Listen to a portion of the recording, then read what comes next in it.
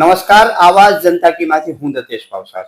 અમારો હંમેશા પ્રયાસ રહ્યો છે કે જનતાને જે લગતા મુદ્દા હોય એની ચર્ચા કરવામાં આવે અને એ બાબતે જ આજે આપણે શિક્ષણની વાત કરવાના છીએ, કેમ કે ખાસ કરીને જે નવી શિક્ષા નીતિ આવી છે એને આજ 5 વર્ષ પૂરા થયા છે અને આખા દેશમાં જે શિક્ષા મંત્રીઓ છે તેની એક મીટિંગ થઈ અને પ્રધાનમંત્રીએ એનામાં ચર્ચાઓ કરી. પરંતુ ગુજરાતની વાત કરીએ તો ગુજરાતની શિક્ષામાં આજની તારીખે હજારોની સંખ્યામાં શિક્ષકોની ઘટ છે.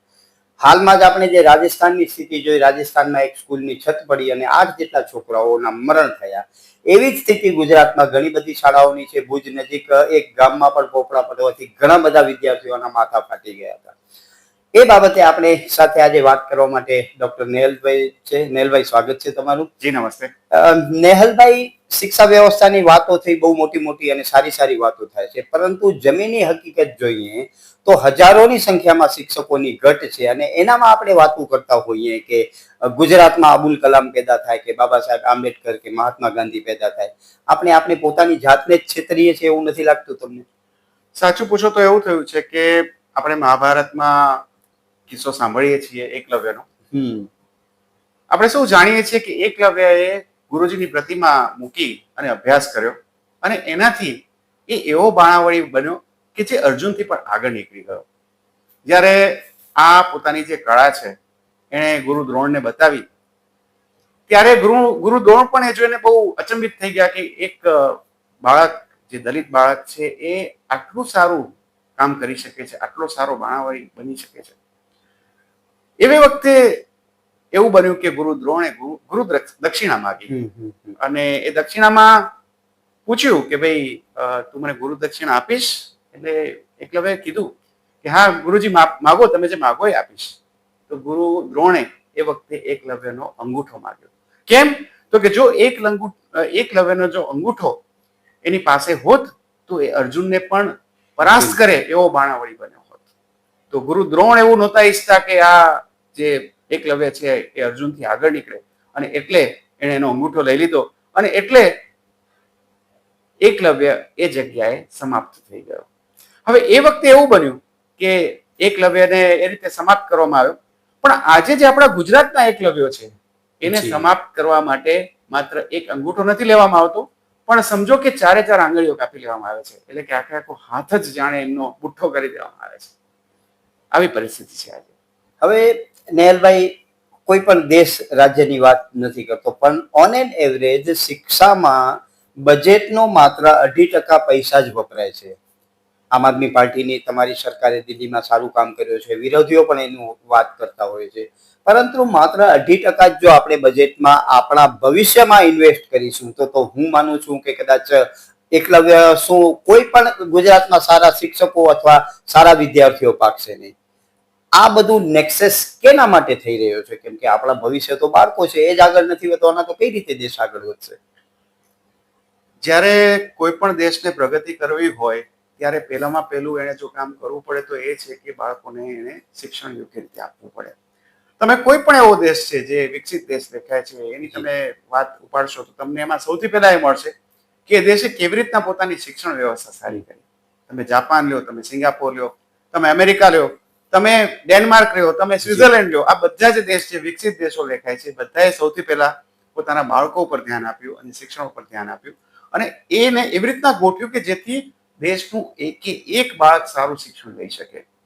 આપણી સાથે જે રમત રમાઈ રહી છે એમાં એવું થઈ રહ્યું છે કે અમુક જ લોકોને આગળ વધવાનો અહીંયા કને મોકો છે અને જે મેજોરિટી કહેવાય એ લોકોને કેમ આગળ એ લોકો ના વધી શકે એનો જાણે કે કારસો ઉભો કરવામાં આવ્યો છે અને એના કારણે દેશને મોટું નુકસાન છે. દેશને કેવી રીતના નુકસાન છે?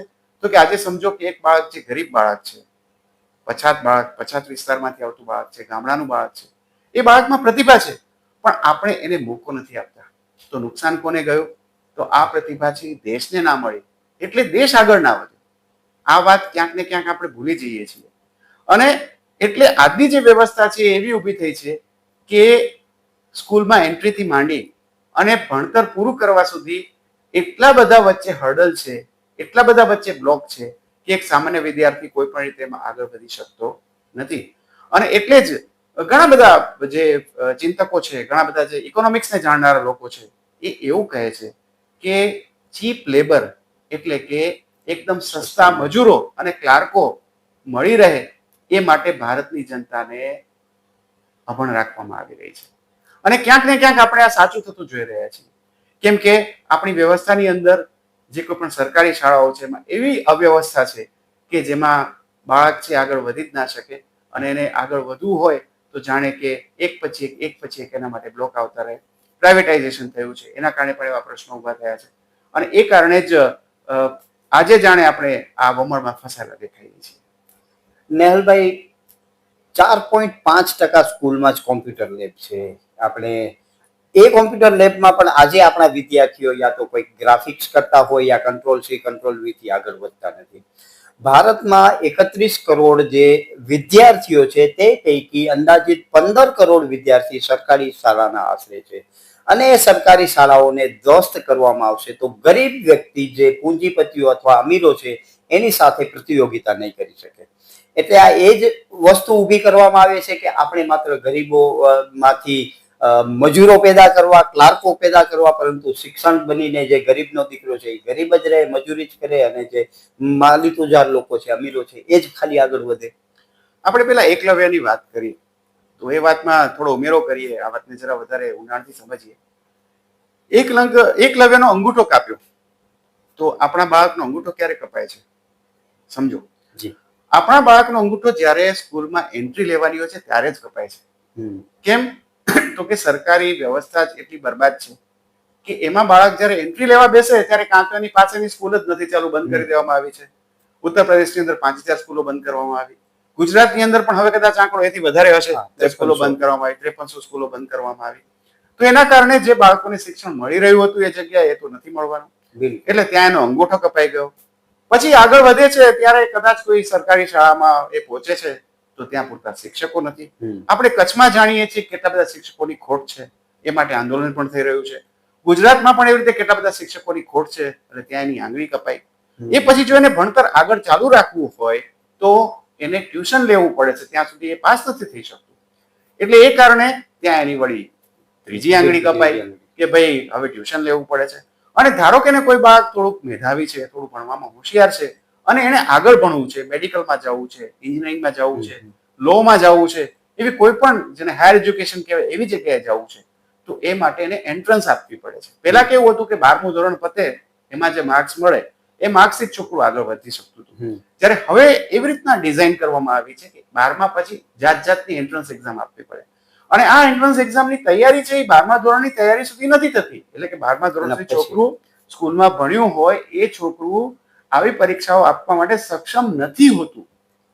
એને ફરજિયાત કોચિંગ ક્લાસમાં મોકલવું પડે છે, અને આ કોચિંગ ક્લાસ મોંઘા દાટ હોય છે. ચોથી આંગળી કાપી. મેડિકલના જે કોચિંગ ક્લાસ છે એની ફી લાખો ઉપર હોય છે. એન્જિનિયરિંગના ક્લાસ હોય છે, આઈઆઈટી માટે હોય છે, એવા બીજા પણ જે ક્લાસીસ છે એની પણ ફીસ બહુ બધી હોય છે. અને આમાં પણ સમજવાની વાત એ છે કે આ જે બાળકો છે એ બાળકો જો ગામડામાં રહેતા હોય તો એમના માટે આ વ્યવસ્થા છે જ નહીં, કેમ કે આ બધા ક્લાસ તો શહેરોમાં છે. અને ઇવન સી ક્લાસના જે શહેરો કહેવાય, નાના ટાઉન કહેવાય, એમાં પણ આવી વ્યવસ્થા નથી. એના માટે અમદાવાદ જવું પડે, વડોદરા જવું પડે, સુરત જવું પડે, રાજકોટ જવું પડે, ભાવનગર જવું પડે, આવી કોઈ જગ્યાએ જવું પડે ત્યારે આ અભ્યાસ શક્ય બને છે. એટલે વિચાર કરો કે આ કેટલી આંગળીઓ કાપી નાખી. જે બાળક મેધાવી છે, જે હોશિયાર છે, એને આગળ વધવું છે, પણ જો તો એના માતા પિતા પાસે પૈસા નથી તો એ આગળ વધી શકતું નથી. અને આમાં પણ જે ઉમેરો તમારે જોવો હોય તો હજી એ પણ છે કે હજી પણ આગળની આંગળી કેવી રીતના કપાય છે કે ધારો કે છોકરાને માર્ક્સ આવી ગયા તો પહેલા એવું હતું કે સરકારી જે કોલેજો હતી એમાં જે શિક્ષણ હતું એ મફત હતું. કોઈને ડોક્ટર થવું હોય તો એમાં પૈસા ના ભરવા પડે. હોસ્ટેલ ફી પણ 10 રૂપિયા, 15 રૂપિયા, 50 રૂપિયા આવી હોય, અને ટ્યુશન ફી તો હોય જ નહીં. અને એ વખતે જે સીટ હતી અને જે વસ્તી હતી આપણી એના અનુપાતમાં અત્યારે જે વસ્તી વધી છે અને એ પ્રમાણે જે સરકારી સીટ વધવી જોઈએ નથી વધી, એના બદલે બધી પ્રાઇવેટ સીટો વધી છે. તો હવે પાછો બ્લોક ક્યાં આવ્યો? તો કે માર્ક આવી ગયા, એન્ટ્રી થઈ શકે એવી શક્યતા આવી ગઈ, પણ જો પૈસા જ નહીં હોય તો ક્યાંથી એ ભણી શકશે? આગળના માત્ર 1000 જેટલા બાળકો છે, 1000 થી 1500 જેટલા ગુજરાતના બાળકો છે, એ લોકોને મેડિકલમાં સરકારી સીટ મળે છે. બાકી બધાને પેઇડ સીટ મળે છે. કોઈને 5 લાખ ભરવાના છે, કોઈને 9 લાખ ભરવાના છે, કોઈને 20 લાખ ભરવાના છે. તો આટલું બધું મોટું પેમેન્ટ ક્યાંથી કાઢવાના છે? તો આવી રીતે અંગૂઠો, પેલી આંગળી, બીજી આંગળી, ત્રીજી આંગળી, ચોથી આંગળી, એમ આખો હાથ બુઠ્ઠો કરવામાં આવ્યો છે. અને હજી આગળ વિચારો. આ તો મેં વિદ્યાર્થીઓની વાત કરી, તમે વિદ્યાર્થીઓની વાત તો બરાબર સમજ્યા, પણ એમની જે બહેનો છે, જે વિદ્યાર્થીનીઓ છે, એનો તો વિચાર કરો. આજે ગામડાની વિદ્યાર્થીની છે, એના માતા પિતા એને અમદાવાદ ભણવા મોકલશે? બિલકુલ શક્ય નથી. આજે એક એ પ્રકારની જે બાળા છે કે જે બહુ જ મેધાવી છે, હોશિયાર છે, એક એનો ભાઈ છે ને એક પોતે છે, તો બેમાંથી કુટુંબ કોને ભણાવશે? આજે કેવી સમાજ વ્યવસ્થા છે? તો આ જે વ્યવસ્થા ઊભી થઈ છે એને જો મોટામાં મોટો ઘાત કર્યો હોય તો આપણી દીકરીઓ ઉપર છે. આપણી દીકરીઓ આજે આગળ નથી વધી શકતી કેમ કે આવી બરબાદ શિક્ષણ વ્યવસ્થા આપણે સ્વીકારી લીધેલી છે. જી નેહલભાઈ, થોડા વર્ષ પહેલે જે ઇન્ટરનેશનલ સર્વે થાય છે એ સર્વેમાં ભારતની શિક્ષા વ્યવસ્થાનો 74મો નંબર આવ્યો. સરકારોની નાલેસી થઈ એટલે એનાથી આગલા વર્ષેમાં એ સર્વેમાં સરકારે ભાગ જ ન લીધો. એટલે એનો મતલબ સર્વે જ મૂકી દીધો, બસ, એટલે મેદાન જ મૂકી દીધું. આપણે બિલકુલ. હવે આ પરિસ્થિતિમાં આપણો દેશ વિશ્વની સાથે ટક્કર લેવાને બદલે જે પ્રતિયોગિતામાંથી જ બહાર નીકળી જાય છે, ખૂબ જ મોટું નુકસાન થઈ રહ્યું છે. આને કઈ રીતે દેશ આગળ વધશે? આપણા જે ટોપની 100 યુનિવર્સિટીઓ છે એમાં ભારતની એક પણ યુનિવર્સિટી નથી, જ્યારે ભૂતકાળમાં ડંકો વાગતો આપણા દેશની શિક્ષણ વ્યવસ્થાનો. ઈરાદાપૂર્વક આ ખતમ કરીને પ્રાઇવેટાઇઝેશન થઈ રહ્યું છે એટલે ગરીબ માણસો આગળ ન વધે. આ એનો કારસો હોઈ શકે? અત્યારે તો જોતા એવું જ લાગી રહ્યું છે કે માત્ર ગરીબ જ નહીં, પણ સાચું પૂછો તો મધ્યમ વર્ગ અને ઉચ્ચ મધ્યમ વર્ગના બાળકો પણ ભણવા માટે ખૂબ જ હેરાન થઈ રહ્યા છે. કેમ કે કોની પાસે આજે એટલા બધા રૂપિયા હશે કે જે આવી પ્રાઇવેટ કોલેજીસમાં છોકરાને ભણાવી શકે? બહુ ઘણા ગાંઠા લોકો પાસે એટલા રૂપિયા છે. આજે મોંઘવારી એટલી વધી ગઈ છે કે લોકો પાસે કંઈ વધતું નથી. આજે જો તમે ઇકોનોમિક્સનો ડેટા જુઓ તમને ખબર પડશે કે ભારતની જે બચત છે એ બચત અત્યારે તળિયે બેઠી છે. જે કુટુંબની બચત કહેવાય એ તળિયે બેઠી છે. કેમ કે ખર્ચ જ એટલું બધું છે કે કુટુંબ પૈસા નથી બચાવી શકતું. અને જો કુટુંબ પાસે વધારાના પૈસા નથી તો એ શિક્ષણ પાસે કેવી રીતે ખર્ચ કરી શકે? એટલે એ તો બહુ સ્પષ્ટ વાત છે કે જ્યાં સુધી સરકાર આ બાબતે જાગૃત નહીં થાય અને સરકાર જ્યાં સુધી શિક્ષણમાં પૂરેપૂરું ઇન્વેસ્ટમેન્ટ નહીં કરે ત્યાં સુધી આપણી પ્રજાનો ઉદ્ધાર થવો શક્ય નથી. આ બહુ સ્પષ્ટ વાત છે. અને જ્યારે આપણે આ વાત સમજશું ત્યારે જ આપણે એવી સરકારને મોકો આપશું કે જે સરકાર આ બાબતે પગલાં લે અને આ બાબતે એવી શિક્ષણ વ્યવસ્થા ઊભી કરે કે જેથી દેશના એક બાળકને સારામાં સારું શિક્ષણ મળી શકે. જ્યાં સુધી આ કરવામાં નથી આવતું ત્યાં સુધી આપણે માત્ર ને માત્ર સસ્તું ચીપ લેબર ઊભું કરવાની વ્યવસ્થામાં આપણે ઝૂકી રહ્યા છીએ, આપણા બાળકોને ઝૂકી રહ્યા છીએ. અને આવું જે સસ્તું લેબર છે એનો ઉપયોગ પણ જે લોકોને કરવો છે એ પણ કેવા સ્ટેટમેન્ટ આપે છે. તમે સાંભળ્યું હશે મીડિયાની અંદર કે ભાઈ મોટા મોટા ઉદ્યોગપતિઓ છે, હમણાં કદાચ પેલા નારાયણ મૂર્તિ છે એમણે જેવું આપ્યું હતું, ઓલાના હેડ છે એમણે પણ એવું સ્ટેટમેન્ટ આપ્યું હતું કે ભાઈ વીકમાં એમ કે રજા જ ના હોવી જોઈએ, સતત કામ કરવું જોઈએ ને. તો મતલબ તમને એવા જ લોકો જોઈએ છે કે જે બિચારા ઊંધું ગાલીને તમારા માટે મજૂરી જ કર્યા કરે. તો આવું જે વાતાવરણ ઊભું થયું છે એમાં મોટો ફાળો એ જ છે કે આપણે સૌ જે લોકો છીએ એ ક્યાંક ને ક્યાંક શિક્ષણની મહત્તા સમજવામાં આપણે ગોથું ખાઈ ગયા છીએ. અને આપણે એવી સરકાર નથી લાવતા કે જે શિક્ષણ ઉપર કામ કરે. અત્યારે ખરેખર એ વખત આવી ગયો છે કે હવે આપણે આપણો આત્મા જગાડવાની જરૂર છે, આપણા બાળકો માટે જાગવાની જરૂર છે, આપણા ભવિષ્ય માટે જાગવાની જરૂર છે. અને આપણે એ માટે થઈને એવી સરકાર લાવવાની જરૂર છે કે જે આપણા બાળકોનું ભવિષ્ય સારું કરે. નેહલભાઈ, દિલ્હીમાં શિક્ષણનું સારું કામ થયું, બધે જાણે છે, બહુ જ સારું. 10 વર્ષ સરકાર રહી તમારી. પરંતુ એ બધે કામોને મૂકીને પણ જો એ સરકારને હટાવી દેવામાં આવી તો શું માનવું? દેશના લોકો શિક્ષણ સ્વાસ્થ્યને પસંદ નથી કરતા કે માત્ર ને માત્ર ખાલી રાજકીય વાયદાઓમાં આવીને ભોરવાઈ જાય છે અને 5 વર્ષ માટે બેવકૂફ બને છે? એમાં જો હકીકત હોય તો એવી છે કે હંમેશા એક માનસિકતા લોકોની રહે છે કે જે આસાનીથી મળવા લાગે એની કિંમત છે એ જતી રહેતી હોય છે. દાખલા તરીકે આજે વીજળી આવે છે, રોજ વીજળી આવે છે. મતલબ આપણે ભુજની અંદર ઘણા વિસ્તારો એવા છે કે જેમાં વીજળીનો પ્રશ્ન નથી, મતલબ લગભગ 24 કલાક ચાલુ હોય છે એટલે સારી રીતે મળે છે. તો આપણે એની એક ટેવ પડી જાય છે.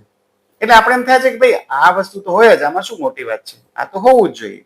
તો જ્યારે કોઈ પણ સરકાર કોઈ એક કામ લઈને બેસે છે અને એ કામ યોગ્ય રીતે કરે છે ત્યારે લોકોને કામની આદત પડી જાય છે. અને એટલે એ કામ માટે એ સરકારને જે ટેકો મળવો જોઈએ એ ધીમે ધીમે ઘટતો જાય છે. અને એ પછી જે પ્રજા છે એ વધારે માગે છે કે ભાઈ આટલું તો કર્યું, હજી તમે અમને વધારે આપો. અને વધારે જે માગણી છે પ્રજાની, એ વધારે માગણી જ્યારે એની આશા એ સરકાર આપી શકે ત્યારે જ એવું બને છે કે સરકારની જે એન્ટી ઇન્કમ બસીનો જે પ્રશ્ન છે એમાં એને ફાયદો મળે છે. જો ખાસ દિલ્હીની વાત કરીએ તો એમાં તો એક સાથે ઘણી બધી રમત રમાય. દિલ્હીમાં જો આમ આદમી પાર્ટીની હાર થઈ હોય તો એમાં એક બહુ મહત્વનો ડેટા એ આપી દઈએ કે જે ફરક છે, જે વોટ શેરનો જે ફરક છે એ તો બહુ જ ઓછો છે. ભાજપનો વોટ શેર માત્ર 2% વધારે છે આમ આદમી પાર્ટી કરતા, એટલે વોટ શેરમાં બહુ ફરક નથી. પણ નેચરલી આપણી જે પદ્ધતિ છે ચૂંટણીની એવી છે કે જેની અંદર 2%નો ફરક હશે તો પણ સીટોમાં ઘણો બધો ફરક પડી જશે. એટલે એ કારણથી અત્યારે દિલ્હીની અંદર ભાજપને બહુ સારી બહુમતી છે અને આમ આદમી પાર્ટીના ધારાસભ્યો પ્રમાણમાં ઓછા છે. પણ પ્રજાના મનની અંદર જે વાત હતી એ હતી કે ભાઈ આમ આદમી પાર્ટી વાળાને કેન્દ્ર સરકાર કામ નથી કરવા દેતી એટલે અમારા કામ નથી થતા. તો એવી વખતે જો કદાચ આપણે એવું કરીએ કે ભારતીય જનતા પક્ષને જ આપણે જો આપી દઈએ બધું જે કંઈ કરવાનું છે કામ, તો આપણું કામ વધારે સારું થઈ શકે. એવી માન્યતા ઘણા બધા લોકોમાં ત્યાં આવી, કેમ કે ઘણા બધા કામ એવા હતા કે જે એલજીએ રોક્યા, જેમાં જે અધિકારીઓની અપોઇન્ટમેન્ટ છે, શિક્ષણ વ્યવસ્થામાં જે શિક્ષકોની અપોઇન્ટમેન્ટ છે, આચાર્યોની અપોઇન્ટમેન્ટ છે, એવા કામ હતા. એના સિવાય પણ ઘણા બધા એવા કામ હતા કે જે એલજીએ રોક્યા અને એ કારણે પ્રજાને એવું લાગ્યું કે ભાઈ ચાલો ભાઈ એના કરતા આપણે એક મોકો ભાજપને આપીએ. અને અત્યારે ભાજપને મોકો આપવામાં આવ્યો, સારી વાત છે. પ્રજાની એવી આકાંક્ષા હતી કે વધારે કામ થાય અને ભાજપ વધારે કામ કરી શકશે એવી આકાંક્ષા સાથે વોટિંગ કર્યું તો સારી વાત છે. ભલે ભાજપની સરકાર આવી, પણ હવે એ લોકોને દેખાય છે કે કેવી રીતે ધીમે ધીમે એમની જે વ્યવસ્થા છે એ ભારતીય જનતા પક્ષની જે સરકાર છે એ ઠપ કરતી જાય છે. ત્યાંનું શિક્ષણ બગડતું જાય છે. ત્યાંની સ્વાસ્થ્ય વ્યવસ્થામાં મોહલ્લા ક્લિનિક બંધ થઈ રહ્યા છે. આ વખતે દિલ્હીની શિક્ષણ વ્યવસ્થામાંથી જે બાળકોએ નીટમાં સારું પરફોર્મ કર્યું, જે બાળકોએ જેઈ ક્લિયર કરી, આવા બાળકોનું દર વર્ષે ફેસિલિટેશન થતું. ત્યાંના જે શિક્ષણ મંત્રી છે એ એમને ખાસ કાર્યક્રમમાં બોલાવીને એમનું સન્માન કરવામાં આવતું, એ બંધ થઈ ગયું. જે પ્રાઇવેટ સ્કૂલો છે ફટાફટ ફીસ વધારવા માંડી. તો આ બધી જ વસ્તુઓ દિલ્હી વાળાને દેખાઈ રહી છે કે કેટલો ફરક પડ્યો છે. એટલે જે પેલું કોઠે પડી ગયું તું મેં વાત કરીને કે ભાઈ આ તો રોજ મળે છે, એમાં શું નવી વાત છે, એ તો મળતું રહેશે, એમાં દેખાવા લાગ્યું ભાઈ આ તો જ મળતું હતું. વીજળી હતી, વીજળીમાં પણ અત્યારે તકલીફ ઊભી થવા માંડી દિલ્હીની અંદર. જેવી કેજરીવાલ સરકાર છે એટલે ત્યાં પાવર કટ લાગવા માંડ્યા. તો આ બધી જ વિગતો હવે દેખાય છે દિલ્હીની પ્રજાને. તો ક્યાંક ને ક્યાંક આ વાત વધારે સાચી છે કે આપણે લોકો શિક્ષણને એક તો એટલું મહત્વ નથી આપતા કે એના માટે આપણે વળગી રહીએ કોઈ વ્યવસ્થાને કે ના આ વ્યવસ્થા બરાબર છે, આપણે આ વ્યવસ્થા ચાલુ રાખવી છે, માટે શિક્ષણ માટે થઈને આપણે આ સરકાર લાવશું. અને બીજી વસ્તુ, આપણે જે વ્યવસ્થાની આદત પડી જાય છે એના માટે આપણે ક્રેડિટ આપવાનું બંધ કરી દઈએ છીએ. આ બે કારણસર આપણે એવું જોયું કે દિલ્હીની અંદર શિક્ષણ ક્ષેત્રે આટલું સારું કામ થયું હોવા છતાં પણ એ સરકાર ત્રીજી વાર ના આવી, 2 વાર આવી ચૂકી છે. એ જ વાત એ તમે પાછું સમજજો, 2 વાર આવી ચૂકી છે ને ભારી બહુમતીથી આવી ચૂકી છે. એટલે એ વાત છે જ, એ ત્યાં નથી એવું નહીં. પણ 10 વર્ષ જયારે વીત્યા ત્યારે એ વાત આવી કે ભાઈ હવે તો બધાને કોઠે પડી ગયું, ભાઈ શિક્ષણ તો સારું જ હોય, સરકારી સ્કૂલો તો સારી જ હોય, વીજળી તો આવતી જ હોય, પ્રાઇવેટ સ્કૂલો છે એની ફીસ કંટ્રોલમાં જ હોય, એમાં શું મોટી વાત છે. આવી વાત જયારે લોકોના મનમાં આવી ત્યારે એમણે સરકાર બદલી અને હવે એનું પરિણામ એ લોકો ભોગવી રહ્યા છે. નેહલભાઈ, ખૂબ ખૂબ આભાર અમારી સાથે વાત કરવા માટે. તો દર્શક મિત્રો, તમે વિચારો કે આપણે વિશ્વગુરુ બની ગયા અને વિદેશમાં ડંકા વાગ્યા અને પુષ્કળ વાતો થઈ, પરંતુ આજની હકીકત એ છે કે શિક્ષણ પાછળ માત્ર 2% પૈસા જ વપરાય છે. 100 યુનિવર્સિટી, ટોપર યુનિવર્સિટીમાં ભારતની એક પણ યુનિવર્સિટી નથી. અને ભારતના જે 15 કરોડ વિદ્યાર્થીઓ સરકારી શાળાઓમાં ભણે છે તેમને પૂરતી સુવિધાઓ નથી મળતી. એ પરિસ્થિતિમાં જો આપણે માનતા હોઈએ કે વિશ્વગુરુ બની ગયા અને ડંકો વાગે છે, તો હું એ વાત માનવાનો ઇનકાર કરું છું. કેમ કે દેશનો અંતિમ છેવાડાનો નાગરિક સુખી થાય ત્યારે એ દેશનો ડંકો વાગ્યો કહેવાય. અંતિમ નાગરિકે મફત શિક્ષા અને સ્વાસ્થ્ય મળે તો જ હું માનું કે એ દેશનો ડંકો વાગે છે. પરંતુ આ સ્થિતિમાં દેશનો ડંકો વાગતો હોય એ વાત માનવાનો હું ઇનકાર કરું છું. નમસ્કાર, આવાજ જનતા કી હું દતેશ ભાવસાર. જી નમસ્કાર. તમને અમારી સ્ટોરી સારી લાગે તો લાઈક કરો, સારી ન લાગે તો અમને સૂચન આપો, પરંતુ સબસ્ક્રાઇબ કરજો જરૂર. નમસ્કાર. નમસ્તે.